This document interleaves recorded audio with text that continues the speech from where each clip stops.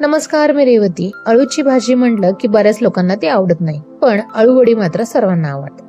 चला तर अळूवडी बनवूया. त्यासाठी मी इथे चणा डाळीचं पीठ घेतले. यात हळद, लाल तिखट, ओवा, मीठ, जिरेपूड घातले व ही वडी घशाला लागू नये म्हणून यात दही देखील घातले. हिंग आणि थोडे पाणी घालून छान मिक्स करून घेतले. नंतर यात तीळ देखील घातले. या वड्या उकडून घेण्यासाठी मी इथे पाणी गरम करायला ठेवले.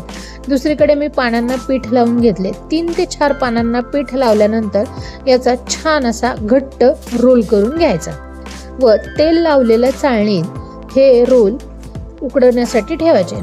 साधारण 15 ते 20 मिनिटात हे आपली अळूवडी छान अशी उकडून येते. नंतर थोडीशी थंड झाली की ही अळूवडी आपण छान अशी बारीक बारीक चिरून घ्यायची. बघा किती छान झाली आहे ना आपली अळूवडी. नंतर ह्या अळूवडी चिरून झाल्यानंतर मस्त अशा खरपूस तळून घ्या. चला तर अशी अळूवडी तुम्ही पण नक्की ट्राय करा. मला कमेंट करून सांगा कशी झाली आहे ते. व अशाच रेसिपीसाठी लाईक, शेअर, सबस्क्राईब करा. आणि ही रेसिपी जर इन्स्टा पेजवर पाहत असाल तर लाईक, शेअर, फॉलो